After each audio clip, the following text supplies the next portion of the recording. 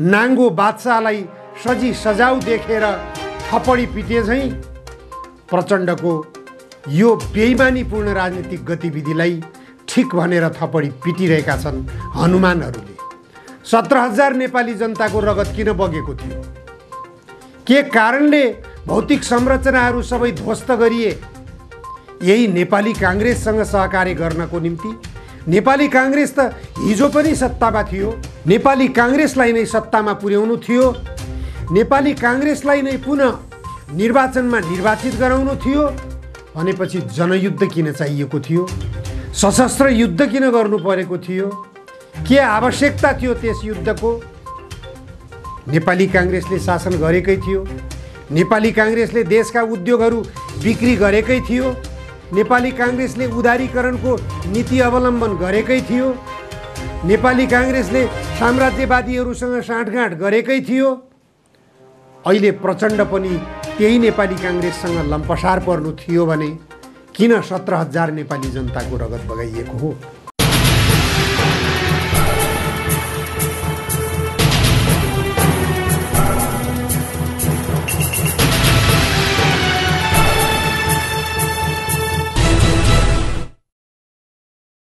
नमस्कार, जनधारणा खबरको युट्युब च्यानलमा यहाँहरूलाई स्वागत छ।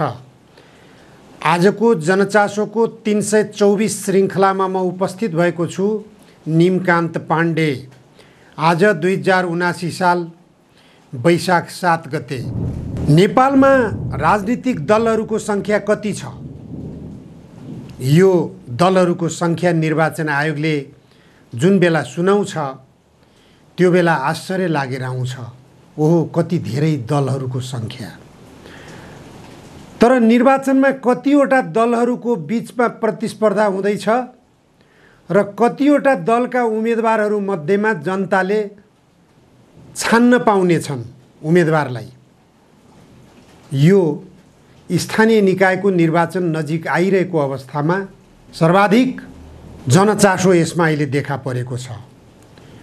लगातार बैठक चलिरहेको छ बालुवाटारमा। के को लागि? दलहरू बिचमा पद भागबण्डाको लागि। त्यो पनि जनताका अगाडि मत माग्न जाने अधिकारको लागि। बालुवाटारबाट 5वटा दलहरूले साझा उम्मेदवार खडा गर्दैछन्। यो कस्तो खालको बहुदलीय व्यवस्था हो? बहुदलीय प्रतिस्पर्धामा दलहरू जनताका बिचमा स्वतन्त्र ढङ्गले जान किन डराइरहेका छन्?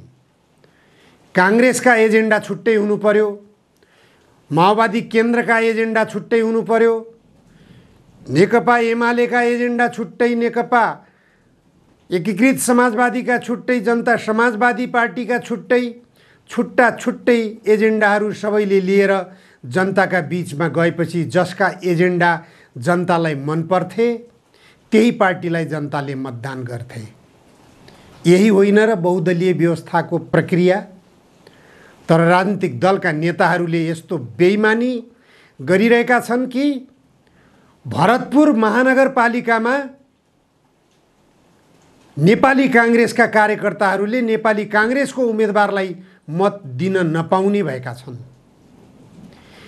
नेकपा एकीकृत समाजवादीका कार्यकर्ताहरूले अथवा एकीकृत समाजवादीलाई समर्थन गर्ने जनताले त्यस पार्टीका उम्मेदवारलाई मतदान गर्न नपाउने भएका छन्।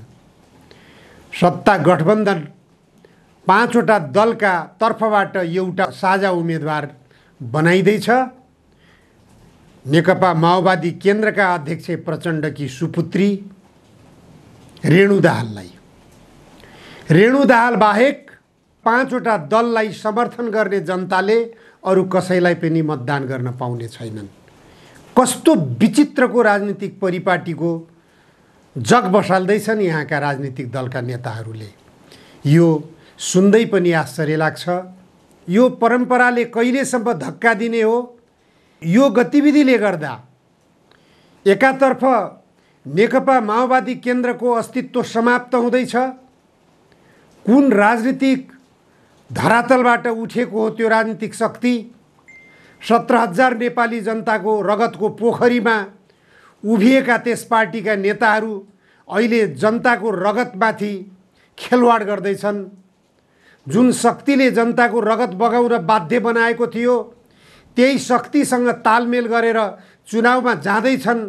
तैपनि हाम्रा अध्यक्ष कमरेड प्रचण्डले ठिक गर्नुभयो भनेर ताली पिटिरहेका छन्। नाङ्गो बादशाहलाई सजी सजाउ देखेर थपडी पिटे झैँ प्रचण्डको यो बेइमानीपूर्ण राजनीतिक गतिविधिलाई ठिक भनेर थपडी पिटिरहेका छन् हनुमानहरूले। 17,000 नेपाली जनताको रगत किन बगेको थियो?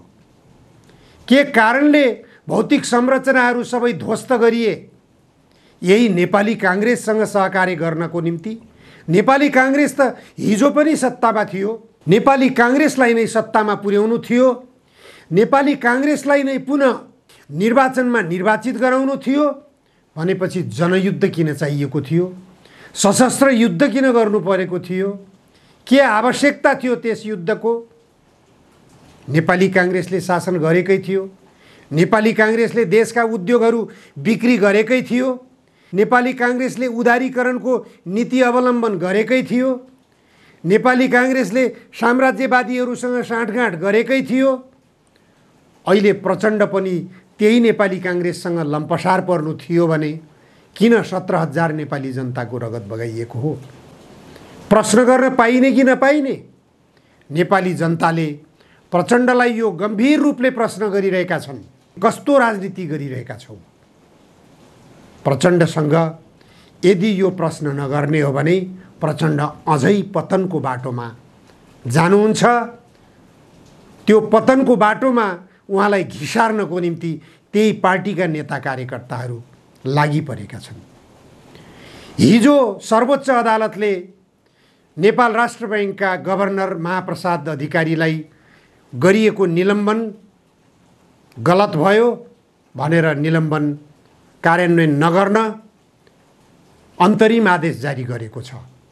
अन्तरिम आदेश जारी गरेर हाजिर हुन दिनु, गभर्नर महाप्रसाद अधिकारीलाई काम गर्न दिनु भनेर भनेको छ। प्रचण्डको निर्देशनमा अर्थमन्त्री जनार्दन शर्मा प्रभाकरले गभर्नर महाप्रसाद अधिकारीका विरुद्धमा प्रस्ताव लग्नुभयो क्याबिनेटमा। प्रधानमन्त्री शेरबहादुर देउवाको नेतृत्वको क्याबिनेट बैठकले उनलाई निलम्बन गर्ने निर्णय गर्यो। निलम्बन गरियो। निलम्बन गरिएपछि छानबिन गर्ने नौटङ्की गरियो। फेरि निलम्बन गरिसकेपछि के को छानबिन? छानबिनको औचित्य थिएन। त्यसकारण यो गलत प्रक्रिया भयो भनेर मैले त्यही दिन पनि चर्चा गरेको थिएँ, टिप्पणी गरेको थिएँ मैले। सर्वोच्च अदालतले फैसला गरेपछि त्यो पुष्टि भएको छ। जनार्दन शर्माले गलत काम गर्नुभएको थियो। जनार्दन शर्माले अवैध ढङ्गले अमेरिकाबाट भित्रिएको डलर निकासा गर्न दिनु भनेर गभर्नर महाप्रसाद अधिकारीलाई निर्देशन दिएको र गभर्नर महाप्रसाद अधिकारीले निर्देशन नमानेका कारणबाट गभर्नरलाई निलम्बन गरिएको भन्ने कुरा आम रूपमा चर्चित छ। साँचो अर्थमा भन्ने हो भने अब अर्थमन्त्रीको हैसियतमा बस्ने नैतिक अधिकार छैन। यदि नैतिक मूल्य र मान्यतामा चल्ने हो भने उहाँले निलम्बन गर्नुभएको गभर्नरलाई सर्वोच्च अदालतले अन्तरिम आदेशबाट पुनस्थापित गरेको छ। जसरी संसद पुनस्थापना गरेपछि केपी ओली नेतृत्वको सरकारलाई बहिर्गमन गरियो, त्यसै गरी अर्थ मन्त्रालय पनि अब जनार्दन शर्माले खाली गरे हुन्छ। यो नौटङ्कीका बीच राजनीति गरिरहेका नेताहरूले, राजनीतिक दलहरूले त्यो नैतिकताको प्रदर्शन गर्न सक्लान् भनेर भन्न सकिँदैन। पञ्चायतकालमा सिंहदरबारमा आगलागी भएको थियो, त त्यो बेलाका प्रधानमन्त्री कीर्तिनिधि बिष्ट बालुवाटारमा सुतिरहनु भएको थियो। प्रधानमन्त्री निवासमा उहाँ सुतिरहेको बेलामा बालुवाटारबाट उहाँले सिंहदरबारमा लागेको आगोको दोष भोग्नुपर्ने आवश्यकता थिएन, तर उहाँले नैतिक आधारबाट राजीनामा दिनुभएको थियो। त्यसै गरी रङ्गशालामा खेल चलिरहेको बेलामा हुरी बतास चल्यो। हुरी बतास चलेर भागाभाग हुँदाखेरि धेरै खेलाडीहरू त्यहाँ घाइते भए, मरे। त्यसको जिम्मेवारी खेलकुद मन्त्रीले लिनुपर्ने कुनै जरुरी थियो र? जरुरी थिएन। नैतिक धरातलमा बस्ने व्यक्तिले त्यस्तो घटनालाई पनि हुरी बतासले ल्याएको दुर्भाग्यपूर्ण भवितव्यको घटनालाई पनि आफ्नो नैतिक मूल्य र मान्यता सम्झेर तत्कालीन खेलकुद मन्त्री केशरबहादुर बिष्टले राजीनामा गरेको कुरा आज पनि चर्चाको विषय हुन आउँछ। नेपाल राष्ट्र बैंक देशको केन्द्रीय बैंक हो। केन्द्रीय बैंकले देशको मौद्रिक नीति तय गर्छ। मौद्रिक नीति तय गर्ने बैंकको गभर्नरलाई बिना कारण बिना आधार आफ्नो स्वार्थको कुनै काम, त्यो पनि अवैध काम गरेन भनेर त्यसलाई निष्कासन गर्नु, निलम्बन गर्नु अनि त्यसपछि छानबिन आयोगको नौटङ्की गर्नु अर्थमन्त्रीको जिम्मेवारीभित्र पर्थ्यो पर्दैन थियो? त्यो नैतिकताभित्र पर्थ्यो पर्दैन थियो? गभर्नरलाई आफ्नो मातहतको कर्मचारी हो भन्ने ठानेर उसलाई आफू अनुकूलको बनाउन सक्नु पर्दथ्यो। गलत कामको आदेश गर्ने, गलत कामको आदेश पालना गरेन भनेर उसलाई निलम्बन गर्ने, यो खालको नैतिकता, यो खालको गतिविधि कम्युनिस्ट आचरणभित्र पर्दैन। प्रचण्ड कमरेड आवरणमा कम्युनिस्ट हुनुहुन्छ तपाईँ, तर तपाईँको आचरण नेपाली काङ्ग्रेस भन्दा पनि गिरेको, नेपाली काङ्ग्रेसको आचरण भन्दा पनि खस्किएको आचरण तपाईँको भइसकेको छ। आवरण मात्र कम्युनिस्ट भएर हुँदैन, आचरण कम्युनिस्ट चाहिनुपर्छ। त्यसकारण भनिन्छ जनतासँग सियो पनि जबरजस्ती नल्याऊ। अध्यक्ष माओ त्से-तुङले दिएको आदेश होइन र यो? तर के गरिरहनु भएको छ तपाईहरूले? आज काङ्ग्रेसको आदर्शमा राजनीति गर्ने अनि कम्युनिस्टको आवरणमा बस्न चाहने, यही हो कम्युनिस्टको आचरण। त्यसकारण आज प्रचण्ड कमरेडको गल्ती नदेख्नेहरूले नाङ्गो बादशाहको स्तुतिगान गरे जस्तै हो। नाङ्गो बादशाहको स्तुतिगान गर्दा एउटा बच्चाले उद्घाटन गरिदिएको थियो बादशाहको नाङ्गो अवस्थाको। त्यस्तै नेकपा माओवादी केन्द्रमा नाङ्गो बादशाहको नाङ्गोपनलाई उद्घाटित गर्ने बच्चा जस्तै माओवादीभित्र कार्यकर्ताहरू चाहिएका छन्। आवश्यक छ त्यस्ता कार्यकर्ता, अनि मात्र प्रचण्ड सत्मार्गमा हिँड्नुहुन्छ र कम्युनिस्ट आचरणमा हिँड्नुहुन्छ।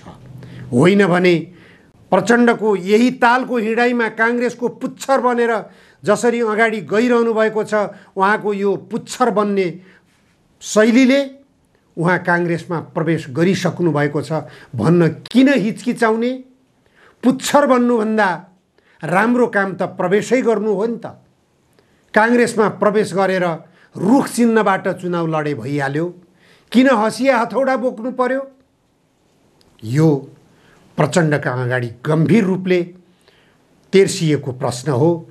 यो प्रश्नको उत्तर नेकपा माओवादी केन्द्रका कार्यकर्ताहरूले खोजिरहेका छन्।